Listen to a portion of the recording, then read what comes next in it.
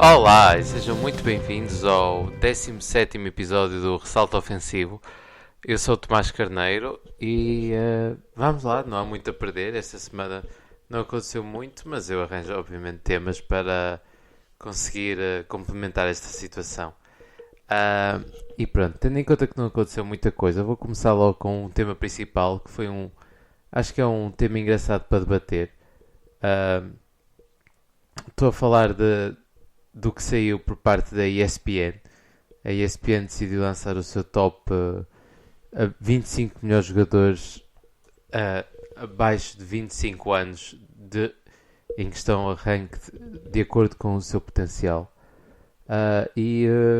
Vamos ver a lista da ESPN, eu vou dizer a minha e depois vou dar algumas conclusões. Então, sendo muito rápido, ou seja, esta é uma lista dos 25 melhores jogadores mais novos que 25 anos, de acordo com o potencial. Ou seja, isso é importante reter, porque isto aqui compara o potencial que eles acham que cada jogador tem, não que eles são agora. E a lista da ESPN começa por, então em primeiro, Luka Doncic, segundo, Zion Williamson, LaMelo Ball, Donovan Mitchell, Jason Tatum, De'Aaron Fox, Ben Simmons, Devin Booker, Bam Adebayo, Shai Gilgeous-Alexander, Brandon Ingram, Jaylen Brown, Jamal Murray, Michael Porter Jr., Ja Morant, Trae Young, Mikal Bridges, Domantas Sabonis, Anthony Edwards, DeAndre Ayton, Tyrese Haliburton, John Collins, Jarrett Allen, Lonzo Ball e finalmente Colin Sexton.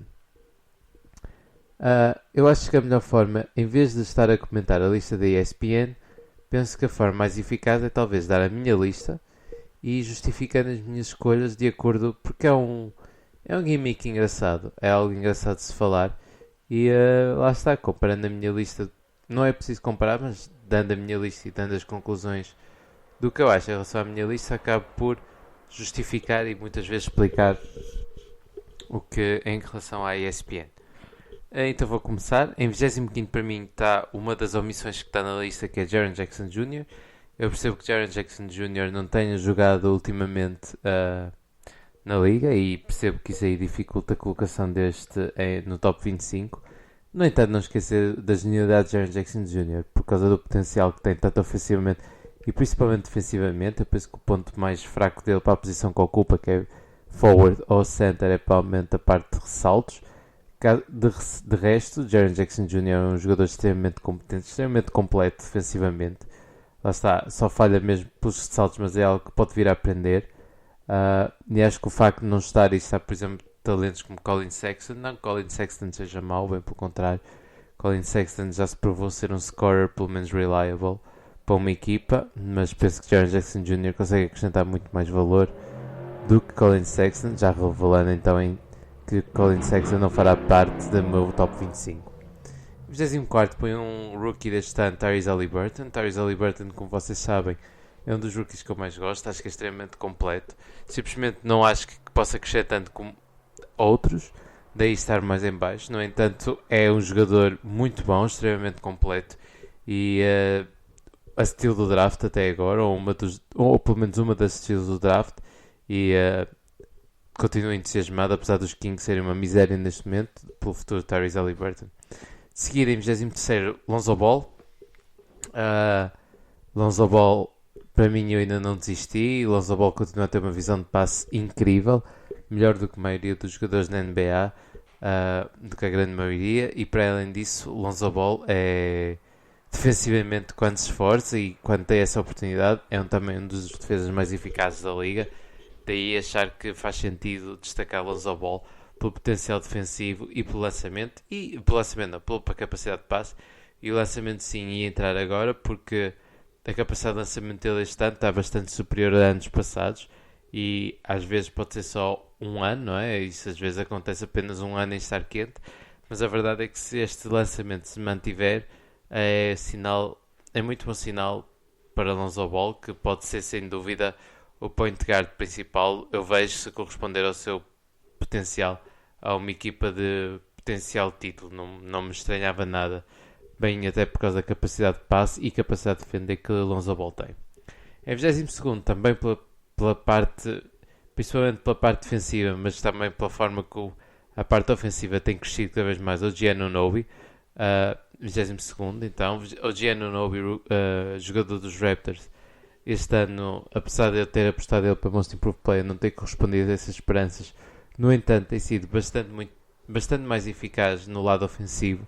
Continua a ser um dos melhores perimeter defenders da liga, extremamente eficaz, bastante atlético e ainda vejo muito campo a crescer, principalmente ofensivamente. Ele mostra alguns flashes de poder criar o próprio lançamento, o que é entusiasmante. Duvido que possa chegar a esse potencial de ir a essa posição mais baixa, em 22º. No entanto, o Giannonobi não me admirava que, em último caso, conseguisse alcançar, por exemplo, o estatuto de segunda opção para uma equipa de campeonato. Não me admirava mesmo, porque eu tenho altas esperanças para o Giannonobi. De seguida, então, a pick 1, a pick 2 pick 1 deste draft, Anthony Edwards, está um bocado mais em baixo talvez do que merecia, simplesmente porque eu ainda tenho as minhas dúvidas em relação a Anthony Edwards, apesar de que quando está quente, sem dúvida é dos jogadores mais que dá mais prazer ver. Faz lembrar-me principalmente jogadores como Dwayne Wade, esses shooting guards extremamente atléticos, Vince Carter, quando está quente, e é um dos jogadores mais divertidos de ver nessas situações, sem dúvida alguma. Ainda tem algumas dúvidas em relação à sua consistência. Obviamente pode ser consequência de ser uma primeira época e normalmente esse problema de consistência é esse mesmo. No entanto, eu vejo vejo que ele é mesmo muito pouco eficaz. Normalmente a eficácia não é tão baixa e não sei até que ponto ele pode crescer e não sei, ou passar a ser um jogador de calorias vazias como o de Andrew Wiggins. Vejo talvez mais motivação, vejo mais potencial que Andrew Wiggins no primeiro ano. No entanto, ainda estou um bocado reticente a pôr mais em cima. No entanto, mais uma vez, tenho grandes esperanças para Anthony Edwards e cada vez mais, porque as exibições dele têm crescido cada vez mais. Em 20º põe Domantas Sabonis, jogador dos Pacers, que já é All-Star. Simplesmente não põe mais alto por causa da idade já mais avançada dele. Domantas Sabonis, que lá está, já é All-Star, tem muito pouco a provar. Acho que se a capacidade de passe continuar a melhorar cada vez mais, como tem melhorado nos últimos anos, o potencial para um jogador quase a Jokic está lá, o lançamento está lá, a defesa tem estado cada vez melhor, por isso, sem dúvida que Domantas Sabonis caminha para um caminho brilhante e já tem um palmarés bastante de relevo. Em 19º então tem Trae Young, que é um bocado mais baixo do que a maioria. No entanto, Trae Young, eu acho que por muito genial que ele possa ser ofensivamente, que ainda não é, ainda é bastante pouco eficaz nos lançamentos de 3, bastantes turnovers, decisões um bocado infantis e reações também um bocado a par infantis. Acho que Trae Young nunca vai conseguir compensar, mesmo que ele tente, que neste momento ele não tenta do lado defensivo. Ele é um dos piores defesas da história da NBA e não parece que isso vá mudar muito mais cedo. Obviamente que irá melhorar, mas duvido que irá melhorar ao ponto de ser relevante. Daí não conseguir aumentar o estatuto de Trae Young do que mesmo o 19º em relação aos restantes jogadores, porque apesar dele ser genial do lado ofensivo, não o vejo a contribuir o suficiente para compensar em relação aos jogadores que vêm mais à frente do lado defensivo. Em 18º, alguém que ocupa a mesma posição numa equipa diferente e se calhar um bocado adormecido, DeJounte Murray. DeJounte Murray para mim é um dos jogadores mais entusiasmantes da liga, bastante novo ainda. O potencial defensivo é absurdo, ele já tem uma All-NBA, uma All-Defense NBA Team no palmarés, o que é ridículo numa idade tão cedo. E as minhas esperanças de John T. Murray são bastante altas. O lançamento parece-me algo que pode se tornar consistente, porque é daquele tipo de lançamentos que se vê muitas vezes a tornar-se consistente. O atleticismo está lá, a visão de passe também existe, não ao ponto de Trae Young, mas existe lá. E o potencial defensivo é absurdo. John T. Murray, eu penso que qualquer jogador, independentemente do estatuto, ou seja Kyrie Irving, seja Patrick Beverley, tem medo de driblar à frente de John T. Murray, porque defensivamente ele é um monstro e consegue retirar quase todas as bolas bem à frente e é mesmo muito bom jogador, e eu acho que tem ainda muito espaço para crescer. Daí as minhas esperanças altas em J.T. Murray. De seguida temos outra pick 1, DeAndre Ayton. DeAndre Ayton, que talvez, se continuar neste ritmo, se este top fosse feito aqui a 2 semanas, que já estava um bocadinho mais acima, porque DeAndre Ayton tem jogado cada vez melhor. Em relação ao início da época, teve um início da época um bocado mais calmo, agora tem cada vez estado melhor. O potencial de DeAndre Ayton está lá. A verdade é que é um jogador que tem melhorado cada vez mais, não do lado ofensivo, em continuar ainda muito reticente em fazer post-ups e ir para o cesto, tendo em conta o porte físico que tem, podia fazê-lo, ainda continua a não acontecer. No entanto, DeAndre Ayton defensivamente tem tido uma evolução incrível. Desde a primeira época, que foi completamente ridículo defensivamente, para a segunda época em que se tornou decente, e agora que sem dúvida tem se tornado mais decente, ou seja, tem sido bastante completo defensivamente, o que é um sinal bastante positivo. Tem mais a ver com a mentalidade, daí acreditar que se calhar se a mentalidade de DeAndre Ayton mudar ainda mais, cortar para o cesto, e com um point guard como Chris Paul começar a mudar, vejo ainda com mais esperanças. Mas DeAndre Ayton sem dúvida um grande potencial, e o facto de estar a jogar melhor cada vez mais e a defesa ter estado a evoluir nos últimos anos é extremamente positivo. Daí as minhas esperanças em DeAndre Ayton. Em 16 temos Brandon Ingram, o segundo jogador já dos Pelicans, mostrando que os Pelicans têm um core novo bastante bom, ou seja, Nickeil Alexander-Walker, Kira Lewis ou de Josh Hart não irão aparecer neste top, ou Jackson Hayes. No entanto, todos eles têm, pelo menos são bastante interessantes. Mas eu ponho Brandon Ingram aqui, que já é All-Star.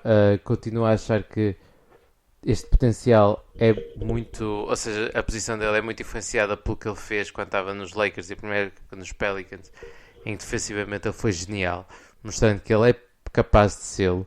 No entanto, ultimamente não tem sido, talvez porque a maior carga ofensiva deixou-o mais cansado defensivamente, o que não deveria ser desculpa. Acho que devia se esforçar mais na defesa. No entanto, continuo a achar que Brandon Ingram tem um potencial imenso. A capacidade de lançamento é incrível por causa de... Lá está, o facto de ser tão longo e ser tão rápido e ter um lançamento bastante alto faz lembrar, quer queira, quer não, Kevin Durant, o que é bastante interessante. E daí achar que o potencial de Brandon Ingram é bastante interessante e achar que ele pode ir longe. E daí esta posição. Em 15º tem Mikal Bridges. Sim, tem Mikal Bridges à frente de Brandon Ingram, porque Mikal Bridges defensivamente já é superior a Brandon Ingram. Superior do que alguma vez Brandon Ingram foi. Mikal Bridges tem potencial de ser um dos melhores 3&Ds da liga. Defensivamente, mais uma vez, é genial. Tem braços que nunca mais acabam. Ofensivamente tem que ser cada vez mais constante.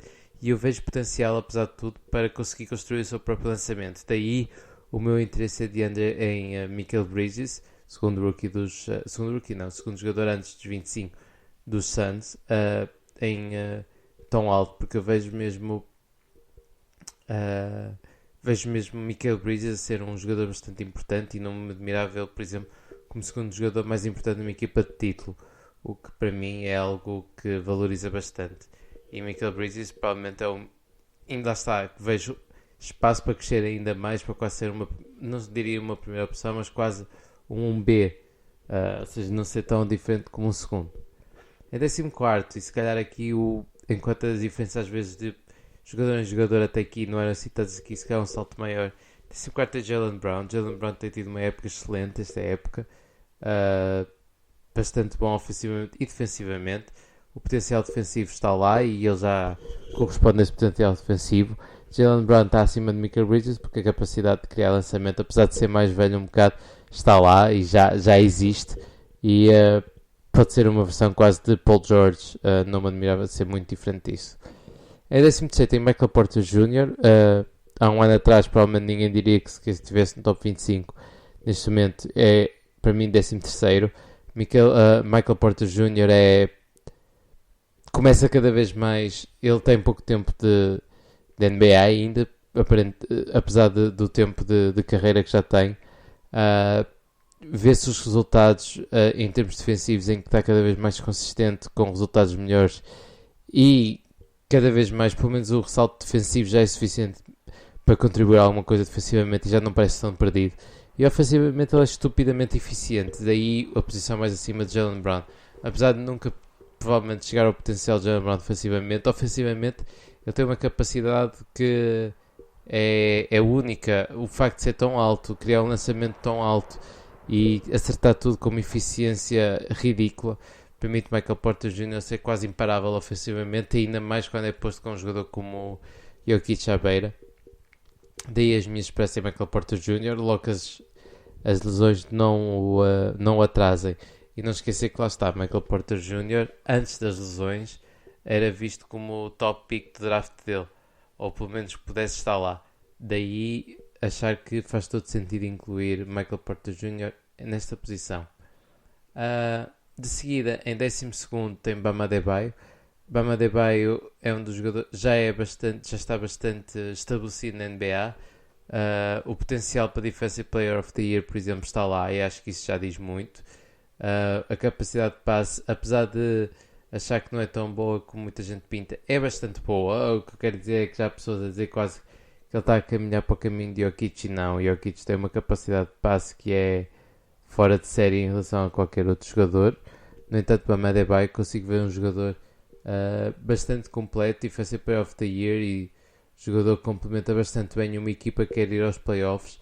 E notou-se, ele foi quase o segundo ou melhor jogador de uma equipa que foi às finais e ainda bastante novo. 11º tem então outro rookie deste ano, LaMelo Ball.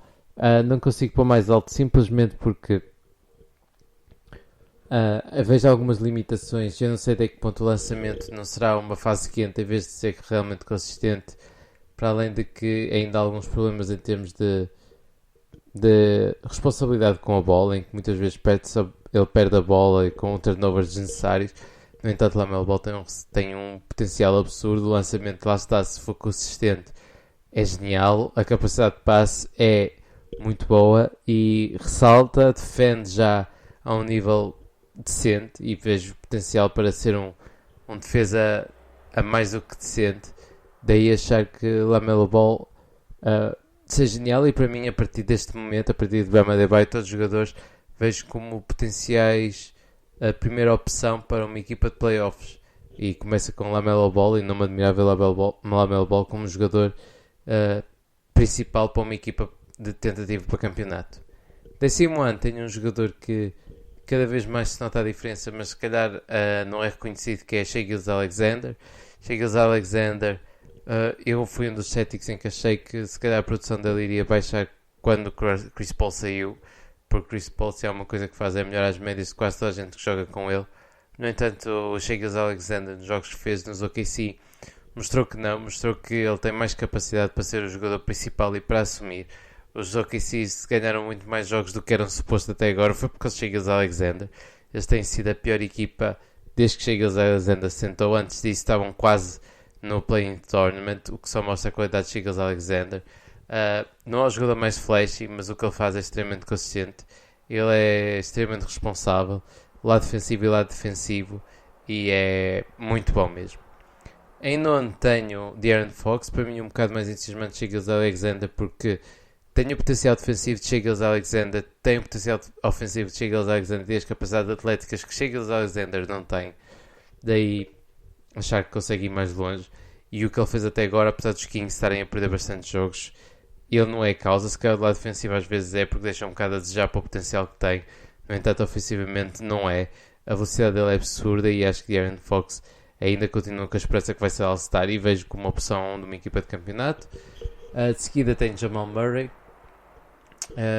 Jamal Murray, lá está, segundo jogador dos Nuggets. Para mim, acho que tem um potencial mais alto que Michael Porter Jr., porque Jamal Murray, o que mostrou na Bubble, jogador que consegue aquecer e marcar 50 pontos, e tem um SESC ou um swag que poucos têm, tem uma confiança que poucos têm, e eu conseguia ver Jamal Murray ser completamente uma arma ofensiva dos jogadores, de marcar 30 pontos por jogo durante uma época. Daí acreditar que Jamal Murray tem potencial ainda mais alto. Em sétimo tem Devin Booker. Devin Booker já corresponde bastante ao potencial que prometia, não é? Devin Booker é completamente genial ofensivamente, tem um lançamento bastante puro, tem um potencial que já alcançou bastante, e acho que ainda, se conseguir evoluir, principalmente lá defensivo, que agora já é competente, mas acho que consegue alcançar muito mais do que isso. Torna-se um jogador incrível. A capacidade de playmaking está cada vez melhor, mas ainda não boa o suficiente. No entanto, ofensivamente ele é um monstro, e Devin Booker, para mim, acho que já é mais que provado que ele pode ser a opção numa equipa de título. Em sexto tem Ja Morant, que para mim foi um dos jogadores que achei mais admirado estar tão baixo no rank da ESPN. Ja Morant é literalmente a opção número 1 de uma equipa bastante mais fraca nos Grizzlies, em que faz jogos incríveis, em que cria lançamentos para os outros incríveis, em que tem uma velocidade incrível, em que defensivamente é extremamente competente, em que tem potencial para evoluir ainda mais dos dois lados do campo. Para mim o céu é quase o limite para Ja Morant. Ele é um jogador que, lá está, quando os Grizzlies estão a dar muitas vezes, mesmo com os Raptors, a escolha os Grizzlies por causa dele, e tem o superstar potential que poucos têm, e Ja Morant para mim é genial. De seguida Donovan Mitchell não há muito a dizer, da mesma forma que Jamal Murray já provou nos playoffs, Donovan Mitchell já o fez e de forma muito mais consistente, daí a posição um bocado mais alta. Foi muito mais consistente durante esta época. Consegue ser a opção número 1 ofensivamente de uma equipa de playoffs, bem pelo contrário, nesta época a equipa com mais vitórias, não é? Melhor recorde da liga, e acho que não há muito a dizer. Ele literalmente já corresponde à expectativa de melhor jogador numa equipa de playoffs, e é um jogador genial e dos dois lados do campo. Em quarto tem Ben Simmons. Ben Simmons para mim também estava demasiado baixo para no rank da ESPN, porque apesar de Ben Simmons muitas vezes ofensivamente deixar muito a desejar por causa da falta de lançamento, estamos a falar de um jogador que neste momento é um dos principais concorrentes para Defensive Player of the Year. Já é um dos defesas um dos melhores defesas da liga, sem dúvida. E caso o lançamento apareça e ele se torne mais agressivo, que não é algo tanto de um lado como do outro impossível, porque o lançamento é uma das coisas que tem, e é literalmente a única coisa que falta. Estamos a falar de um jogador com uma visão de passe incrível, que pode ressaltar e passar ou correr o campo todo muito rápido, com um potencial defensivo absurdo e um potencial ofensivo também bastante bom. Se esse lançamento aparecer, daí achar que Ben Simmons tem potencial de MVP, sem dúvida para mim, e daí a minha posição. Em terceiro, Jason Tatum. Talvez também um bocado manipulado esta última semana. Jason Tatum tem sido bastante boa, também ajuda a esta posição tão alta. No entanto, Jason Tatum, eu vejo o potencial defensivo, que já corresponde parte, está lá. O potencial ofensivo, sem dúvida que está lá. Eu não vejo nenhum movimento que ele não seja capaz, seja lançar de longe, seja lançar de 3, seja parar, seja fazer post-up, seja cortar para o cesto, seja qualquer coisa. E ele é extremamente competente em tudo, com uma eficácia absurda. E Jason Tatum também vejo como potencial MVP da liga, e daí a minha posição extremamente alta, para além de poder contribuir para os dois lados do campo, ou seja, ser um contribuidor muito, muito positivo do lado defensivo. Em segundo tem Zion Williamson, aqui mais por causa mesmo do potencial. Zion Williamson nas últimas semanas tem sido ofensivamente incrível, a percentagem parece o cheque, ele não falha quanto a perto de 6, o potencial de ressalto é incrível, e o potencial defensivo, a partir do momento em que ele consegue perceber o jogo de basquetebol, que é um bocado uma coisa que eu acho que ele não percebe muito bem do lado defensivo, se ele alcançar, torna-se um jogador extremamente completo, sem dúvida, sem dúvida alguma, um potencial MVP. Acho que as prestações dele e o que ele tem feito tem mostrado que esse potencial existe lá, sem dúvida, e é ridículo mesmo. Ele não falha quase, e quando falha normalmente ele ganha o ressalto e acerta, tem um atleticismo absurdo, e a capacidade de passe é algo que tem-me surpreendido. Eu sabia que ele tinha alguma, mas não a este ponto, e o facto de ter dado a volta a fazer com que ele cresça de forma absurda. E em primeiro, acho que não há muito a discutir, Luka Doncic quase que a forma mais fácil se calhar de descrever isto é que caso os Mavericks estivessem mais alto, Luka Doncic sem dúvida estaria para MVP. Isso muitas vezes eu baseio isto na opinião de que se podem ser MVPs ou não, Luka Doncic, se a equipa estivesse mais alto, era um candidato a MVP, e acho que isso é mais que suficiente para descrever a qualidade de Luka Doncic. E pronto, aí então o meu top 25 dos jogadores abaixo dos 25 anos de acordo com o potencial. Eu vou dizer assim muito rapidamente. Então, outra vez: Luka Doncic, Zion, Jason Tatum, Ben Simmons, Donovan Mitchell, Ja Morant, Devin Booker, Jamal Murray, De'Aaron Fox, Shai Gilgeous-Alexander, LaMelo Ball, Bam Adebayo, Michael Porter Jr., Jaylen Brown, Michael Bridges, Brandon Ingram, DeAndre Ayton, DeJounte Murray, Trae Young, Domantas Sabonis, Anthony Edwards, OG Anunoby, Lonzo Ball, Tyrese Haliburton e finalmente Jaren Jackson Jr. E pronto, foi isto. Não houve muitas mais novidades ao longo da época, algumas lesões não muito significativas, alguns retornos, mas nada de relevo. Daí não queria estar a destacar, talvez só o retorno de KD, que tem jogado bem, mas não bem suficiente para ser uma notícia absurda. E antes de passar então para os prémios da semana, vou falar das exibições da semana para jogadores que não estarão incluídos nos prémios. E agora está, como tem muito mais organizado, por parte dos Hawks, falar novamente, é o normal. Capela, Young e Gallinari têm jogado bastante bem, Bogdanovic também, mas também destacar as exibições de Onyeka Okongwu, o rookie que tem estado cada vez melhor. Dos Celtics, a destacar, para além do jogador que estará, Jaylen Brown, Marcus Smart e Fournier, que finalmente contribuiu positivamente. Parte dos Nets, Jeff Green, que não sei como é que ainda contribui, mas é verdade. Lamarcus Aldridge, KD, que tem tido boas exibições, e Kyrie Irving, ou Bruce Brown. Parte dos Hornets, Rozier, McDaniels e Zeller e Bridges com grandes exibições. Por parte dos Bulls, adivinhem, Vukcevic e Lavine, obviamente total destaque, mas também um dos rookies que mais gosto desta época, Patrick Williams com exibições bastante decentes, principalmente do lado defensivo, e também a destacar algumas exibições de Satoransky ou mesmo de Thaddeus Young.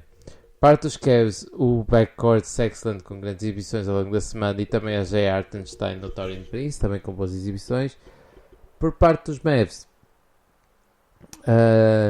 Luka Doncic, que não estará incluído, e Kristaps Porzingis são os focos principais. Dorian Finney-Smith também teve boas exibições, e Jalen Brunson também. Por parte dos Nuggets, para além do suspeito do costume, Jamal Murray, Aaron Gordon e Michael Porter Jr., sem dúvida. Agora estou a ver que em vez de ser Jamal Murray e Michael Porter Jr., irei acrescentar Aaron Gordon também a este. Detroit Pistons, Sekou Doumbouya, Sadiq Bey, Jeremy Grant e Josh Jackson também, e Isaiah Stewart também com boas exibições. Por parte dos Warriors, para além do habitual Curry, Draymond Green, Kelly Oubre e Wiggins também com grandes exibições. Por parte dos Rockets, Christian Wood, Olynyk também que tem jogado bastante bem, Kevin Porter Jr. que teve quase um triplo-duplo e um duplo-duplo com 3 assistências e 14 pontos. Jason Tate e John Wall também destaque. Por parte dos Pacers, Caris LeVert, Jeremy Lamb, Justin Holiday, Aaron Holiday, que tem substituído bem Malcolm Brogdon e TJ McConnell. Por parte dos Clippers, para além do suspeito do costume, PG-13, Reggie Jackson, Luke Kennard, Rondo e Terrence Mann também com boas exibições ao longo da semana. Por parte dos Lakers, Drummond, desde que voltou com 2 boas exibições, Marc Gasol também, Taylor Horton Tucker, que com grandes exibições em 3 jogos destes 4 da segunda semana, Schroeder também e KCP. Por parte dos Grizzlies, como disse, JV e Ja Morant, incríveis em quase todos os jogos que participam. Kyle Anderson, também um dos melhores jogadores dos Grizzlies, que muitas vezes não é falado por causa das estatísticas que não têm lá. Grayson Allen com boas exibições, Anthony Melton e, sem dúvida, Desmond Bane, o rookie tem estado bastante bem e lançar cada vez melhor, que é o potencial dele, e de certeza que os Grizzlies estão satisfeitos com os piques. Por parte dos Heat, Adebayo e Butler com exibições muito boas também. Por parte dos Bucks, Bobby Portis, Drew Holiday, que faltou um bocado nos restantes jogos, Middleton, Portis e DiVincenzo. Por parte dos Wolves, Karl Anthony Towns com grandes exibições, Anthony Edwards e D'Angelo Russell, que distante de volta teve 2 grandes exibições, 2 acima de todo, 3, uma terceira também boa. Por parte dos Pelicans, para além das absurdas médias de Zion Williamson, um jogo principalmente de destaque de 37 pontos, 15 ressaltos, 8 assistências. Também destacar Brandon Ingram, Eric Bledsoe e Lonzo Ball como uma das statlines também, para além do primeiro jogo quando voltou com 27 pontos, uma das statlines também mais absurda, 12 pontos, 9 ressaltos, 11 assistências, 3 steals e 2 blocos. Por isso grandes exibições também em Lonzo Ball. Knicks, os costumes também, Julius Randle e RJ Barrett, mas também destacar Emmanuel Quickley, Rose e Reggie Bullock. Parte dos OKC sentaram os Shake Alexander, tem estado um bocado mal em termos de vitórias, mas destacar pelo menos as boas exibições de Pokuševski, sem dúvida, para além dos 25 pontos de Pokuševski ao meio da semana. Ty Jerome, Kenrich Williams, que tem sido bastante bom do lado defensivo, Maledon e Svi Mikhailuk também. Por parte dos Magic, Terence Ross continua a ser um ponto positivo, Wendell Carter também, Shuma Okiki também e Mo Bamba também tem jogado bem. Por parte dos Sixers, Joel Embiid, desde que voltou, e Tobias Harris tem sido uma dupla com grandes exibições. Por parte dos Suns, DeAndre Ayton, Chris Paul, mas DeAndre Ayton finalmente cada vez mais com grandes exibições, incluindo 27 pontos, 11 ressaltos. Chris Paul, que a statline não diz tudo da defesa dele. Mikal Bridges, também com grandes exibições. Por parte dos Blazers, Canter, McCollum, Powell e Lillard, mas também destacar principalmente neste último sábado a exibição de Canter de 24 pontos, 30 ressaltos. Por parte dos Kings, De'Aaron Fox, Harrison Barnes, Holmes e Tyrese Haliburton e Hield. Parte dos Spurs, Keldon Johnson, que foi um jogador que não está, DeJounte Murray, Derek White e DeRozan. Por parte dos Raptors, destacar Malachi Flynn, o rookie, que tem estado bastante melhor agora com o tempo das lesões, em que Fred VanVleet está suspenso por causa dos problemas com os Raptors, com lesões do Kyle Lowry. Sem dúvida, Malachi Flynn tem jogado bem, o que parece ser mais uma gem encontrada para os Raptors na segunda ronda ou undrafted.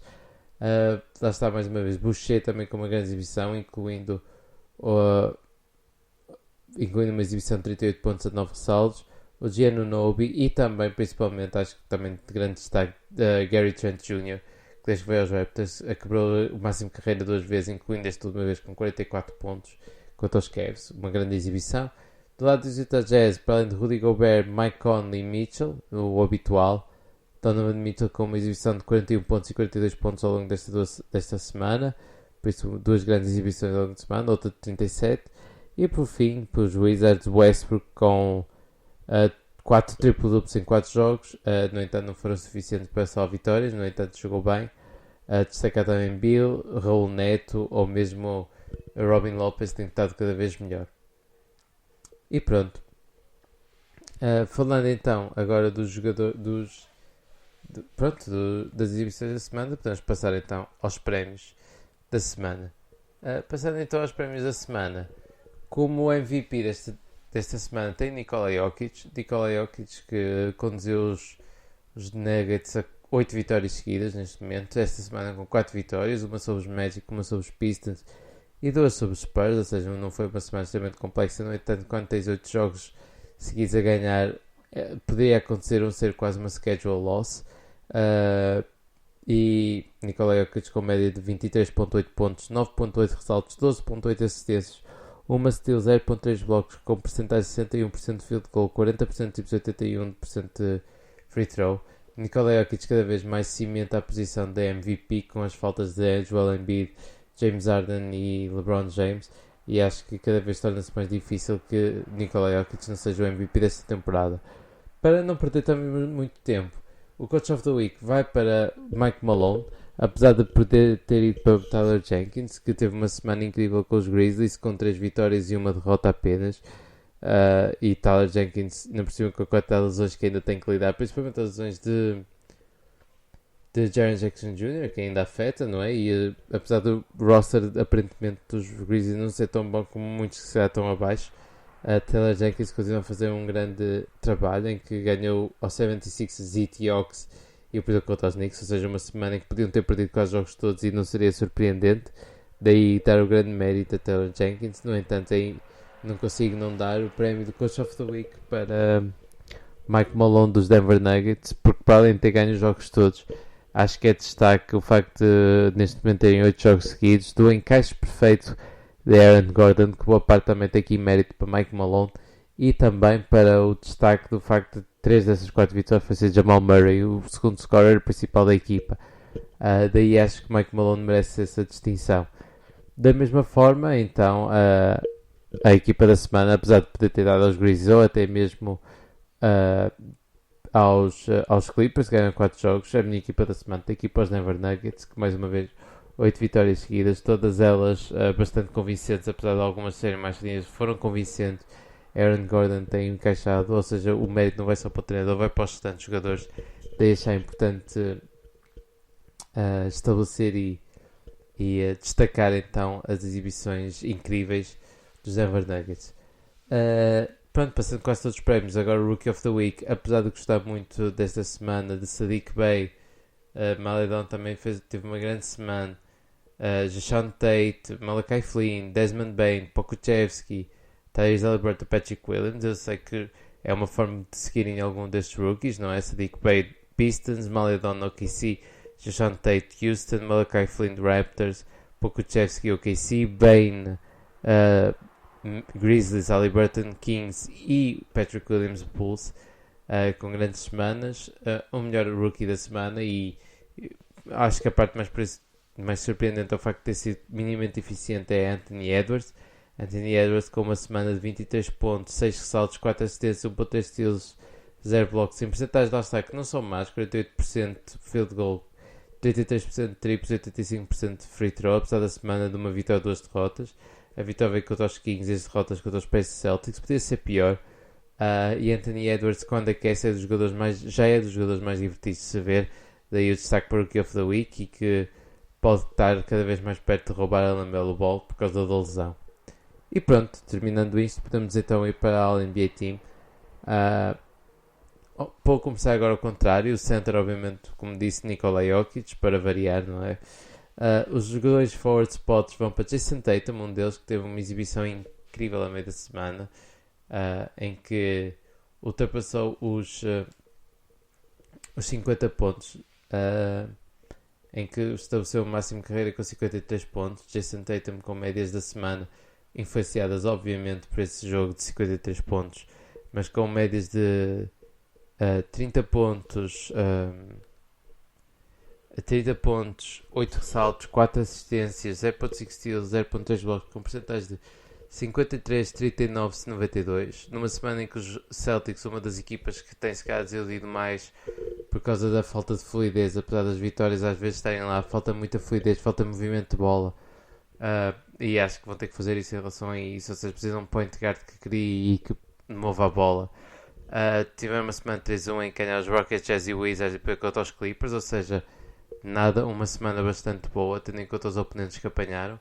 E daí achar Jason Tatum finalmente poder incluir então numa All-NBA Team por hoje, uma semana genial. No outro forward spot está um suspeito já do costume, que o Kawhi Leonard conduziu ele e Paul George para uma semana de 4-0 dos Clippers, contra os Lakers, Blazers, Suns e Rockets, também alguns obrigados a ganhar, outros nem tanto, não é?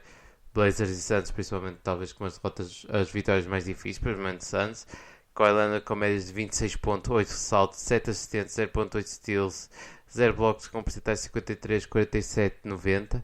Ou seja, uma grande semana para Kawhi Leonard, que não sei porque é que muitas vezes não será incluído na conversa de MVP. Eu acho muito estranho muitas vezes considerarem o Lillard e não considerarem o Leonard, que é um dos jogadores mais consistentes, num dos melhores recordes da liga. E pronto, passando para os últimos dois spots de guards. Tem Stephen Curry com 37 pontos, 3 saltos, 4 assistências, uma steal, 0.3 blocos, com 56% de field goal, 43% de triplos e 87% de free throw, que é ridículo. A semana 2-2 em que ganharam os Bucks e Rockets, Bucks sem Chris Middleton, mas perderam contra o Wizards e Hawks. Talvez um desses jogos podiam ter sido ganhos.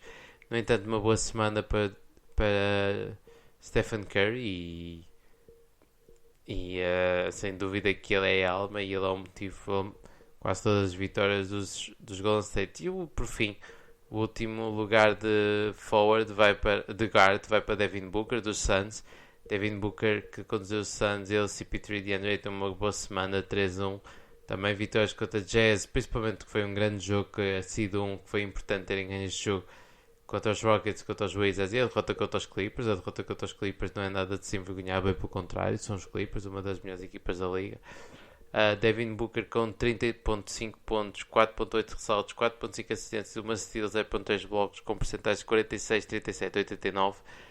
Devin Booker tem estabelecido, e agora nesta segunda metade tem estado cada vez melhor. Os Suns estão ainda melhores nesta segunda metade da época, e não têm desiludido. E o Suns é impressionante como de equipa que quase foi aos playoffs ano passado simplesmente por causa da bubble, neste momento é uma das equipas mais certas aos playoffs, e muita gente talvez consideraria que pudesse chegar à segunda ou até mesmo às finais de conferência. E destacar então as exibições de Devin Booker, para além da influência imensa que Chris Paul tem nesta equipa. E pronto, terminei então assim esta nova edição do Ressalto Ofensivo. Lá está, não com tantos temas como se calhar edições passadas. No entanto, os temas arranjam-se, nem que seja por causa da ESPN. Espero que tenham gostado. Este episódio eu sei um bocadinho mais tarde que os outros, no entanto ainda há tempo, e mais uma vez espero que tenham gostado. e espero que me ouçam para a semana, nem que seja enquanto estão uma pequena corrida no final da semana ou etc. Por isso espero que tenham gostado e qualquer coisa digam. E a NBA não para, obviamente. Por isso até à próxima, amigos. Tchau!